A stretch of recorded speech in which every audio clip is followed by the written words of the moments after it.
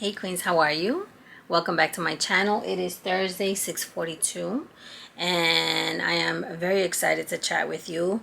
Yesterday I had a little with one of my videos, but I think I fixed it. So I'm gonna upload it again tonight. So after this, you can check that one out, and that one is on red flags. So today, I was thinking about what I wanted to talk to you about. Every day I think about what I want to talk to you about, what would be interesting to you. And today I wanted to chat about a book. The book that I wanted to talk about is Act Like a Lady, Think Like a Man by Steve Harvey.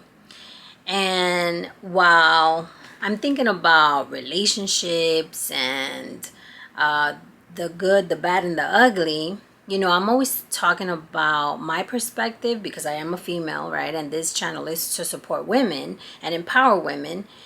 I also am interested in seeing and hearing about the male perspective. And so some time ago, I read that book by Steve Harvey, and it just, first of all, it is a well-written book. I absolutely loved it. I know that he got critiqued for it because, a lot of men were saying, well, he's not an expert in relationships. Who does he think he is? Well, let me tell you something.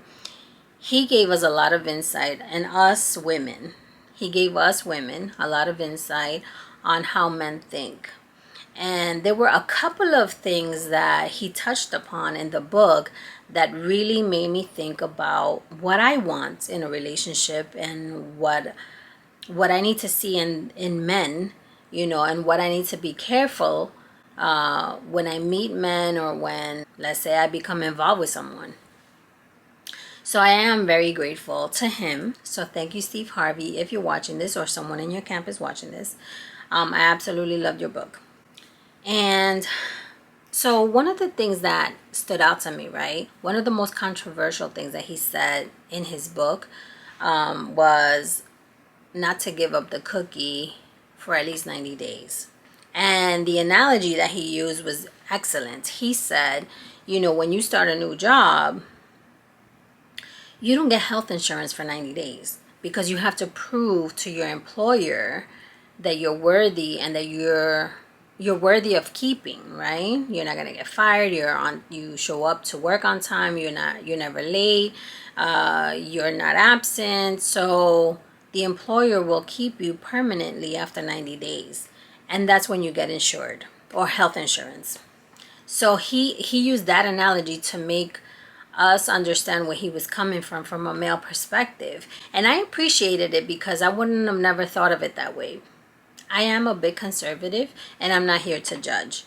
But what he said makes sense, because I feel that, especially nowadays, right? I remember my grandmother, well, I don't remember because I didn't live in those times, but, based on what my grandmother, and my mom, the stories that they would tell me, a woman used to wait till they wed to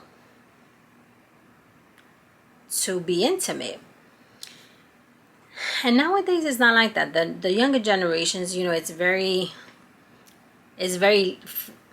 they give their love very freely, and it is my opinion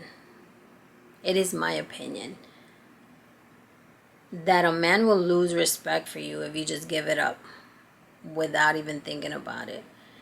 So that was something that stood out in his book for me. The other thing that stood out for me, and this is based on my experience, well, I'll tell you the story, and yes, I do have a lot of stories, but the other thing he said in his book was, if a man doesn't introduce you to your family, something's wrong. And that happened to me. So I was in a relationship. It was a short-term relationship. It wasn't a long-term relationship. It was very short, but I didn't get to meet my ex's mom. And he would always tell me, oh yeah, she's busy, or she went away, or she did this, she did that. I mean, obviously he didn't live with her, but they were family functions, and I met everyone else in his family except her. So when I read that part in Steve Harvey's book, I was like, oh, no, he didn't. And then I realized that, yeah, he wasn't for me. He really wasn't for me. And you know what's interesting, right? That he met my dad. I remember when we were involved, I invited him over to the house, and my father was like, I don't think he's for you. You're always going to be his weekend love, his weekend girlfriend. I don't think he's going to take you serious. And one of the reasons why now I know he didn't take me serious is because he didn't bring me home to meet his mom. And men adore their mothers. And I know he was very close to his mom. So if he didn't introduce me to his mom, yeah, I wasn't that important to him. So that's something else that, we have to look out for. Another thing that he mentioned was the way that he introduces you to his friends and his family. If he introduces you, I'm talking about men, if he introduces you to his family or friends, just as Jessica, so then that means that he doesn't claim you. I mean, that's never happened to me before, but I mean, I can only imagine how that would make a woman feel, right? You're with your man and you're like in love and everything, and then you run into a friend or a family member of his and he's just like, hey, this is Mary. Like, that's so disrespectful. I would be so mad. I would just leave him standing there. But I love his talks because I feel like he's really authentic. I was listening to him talk one day about his wife, Marjorie, right? And he was saying, I knew that she was the one when she made me respect her. Well, I'm not quoting him verbatim because I don't remember his words exactly, but that was the idea, that she made him respect her as the lady in his life. And he mentioned a story where they were in a hotel. I think he was traveling on business. She met him out there. They were staying in a hotel, and in the middle of the night, some woman that he used to date called him, and she was like looking at him like, "You gonna take that call?" So he answered the call, and he spoke to the woman briefly and stuff like that, and he was like, okay, cool, have a good night, whatever, right? So he goes in the bathroom, and when he exited the bathroom, Marjorie was standing by the door with, fully clothed and with her luggage at hand. And he was like, what are you doing? And she said, well, listen, I don't think that you're ready for a serious and committed relationship. So when you're ready, you let me know if I'm still available. And she basically was like, listen, you need to respect me because I'm not here for the games. And I think that that is a very good lesson to learn because, like I said in last night's video, when you see something that you don't like, you have to say something immediately, right? Because if you are in a relationship, the man should be able to receive what you're saying. And in this case, Steve Harvey said that really touched his heart. And what he did was he took the phone and he broke it. He broke it in half and he smashed it. And he never let her go. And he never did that to her again. So then what I deduce from that is that, men have more respect for you when you put your foot down and you make them respect you. So that story kind of resonated with me. I mean, it didn't happen exactly like that to me, but let me tell you what did happen to me. So I was talking to this guy that I was really, really into. We weren't dating. We were not involved in or anything. We were both single. We were just talking, but we really liked each other. We went out a couple of times. But, what he did was that every time he was with me, he would check out other women. And at first I was like, well, we're just friends. We're just like, we're not really involved or anything. And I just let it go. But every time I saw him, he kept doing that. And then one day I was like, you know what? It's not even that serious. I told him, listen, I like you a lot. I think you're cool. But I'm not with this. You know, I'm not with you disrespecting me while I'm in your car or while we're walking to dinner. You know, I'm walking with you, but your eyes are everywhere else. Listen, I am fly. You know, you got all of this and you're looking over there. I said, then you need to be over there. And I put my foot down. And I said, if you do it one more time, you'll never see me again. And he knew me for a while, so he knew that I was serious. So that night he drove me home, and you know, I was kind of disappointed. I'm not gonna lie, I was kind of disappointed because, you know, even as confident as I am, and my self-esteem is through the roof, you know, I'm like, well, why? You know, I just questioned, like, okay, so, you know, I dress nice, you know, I'm well spoken, you know, I'm funny, whatever, you know, I'm having a good time, and he's just like busy checking someone else out. So what is it about that person that makes her so much more attractive, or makes him look at her, right? And let me tell you, and it's normal, and I know that it's normal, and I also know that it wasn't my problem, it was his problem. So you know what he said to me when I told him I didn't want to see him again, because, you know, he did it again? He said, oh, well, Jessica, you know, honestly, it's not that I like them. You know, they're not, I don't consider them like better than you or anything like that. You know, like, I like you more, you know, but it's just like looking through a magazine. You just flip through the pages, you look at them. That was the most ignorant, most insensitive thing that anyone could ever say. And so when he said that, I was like, oh yeah? I said, oh, okay. Well, why don't you keep your magazine and keep it pushing and have a good day. But I'm sharing this because when I was hearing Steve Harvey's story about, you know, how, you know, Marjorie made him respect her. That's what happened with us. Because after I told him what I expected or not expected, then he got his act together. Did it take time? Absolutely. But he got his act together and he didn't do it again.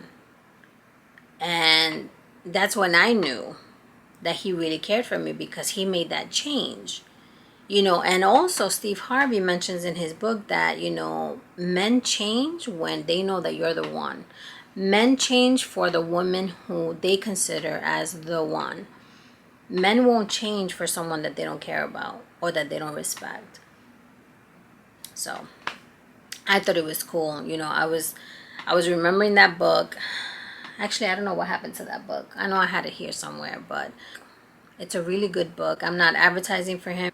He has a whole team that markets his products, but I really enjoyed that book and I got a lot out of it. So anyway, but what is your experience? You know, have you experienced something like that? You know, were you dating someone where they want to introduce you to his, you know, to his family, or did you go through something like what we went through? You know, did you have to put your foot down and say, hey, you know, you got to respect me? You know, and what was the outcome? You know, how did he respond to it? This is also fascinating. Relationships are complicated, and then they're not that complicated. I guess it's how we approach the situation. And on that note, I'm going to read my question. I missed my question during the last video, so these things happen. Which historical figure do you most identify with? Historical figure that I mostly identify with. That I most identify with. I would say Eleanor Roosevelt. She is absolutely one of my favorite historical figures. If you read her biography, it details how she had a lot of courage for the time that she was First Lady. She was the First Lady during the Depression after the Second World War. And she focused a lot on advocating for the most vulnerable. She did a lot of work for homeless.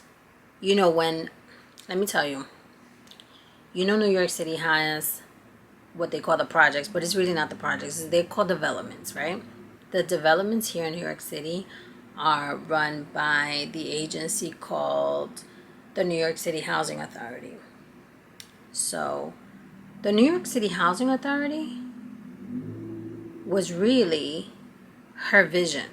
Like it came to fruition after she created tenement buildings.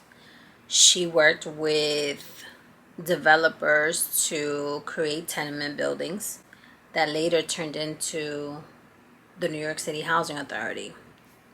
These buildings were designed to house the most vulnerable populations. She also did a lot of work for women, and that's why she is near and dear to my heart, because she was a very strong and courageous woman. You know, she used to make herself available. She was the most visible first lady in her time. She would hold press conferences all the time. You know, even if the president didn't do them, she would do them. She would have the press follow her around when she was doing her site visits, or she was doing speeches, or she was in conferences. Like, she was just amazing, you know. And she also wrote a column for the newspaper. So she wrote, she filmed, she was photographed at every single event. She attended meetings with politicians, you know, along with President Roosevelt. And she led advocacy efforts. I mean, the woman was just phenomenal, you know. And I said in another video that, you know, I have one of my favorite quotes is from her. No one can make you inferior without your permission. And that is so true. Like, no one has the power to make you feel like crap if you don't let them. And so that resonated with me. And without even knowing, I've lived like that my entire life. Because even as a child, I didn't allow anyone to treat me bad.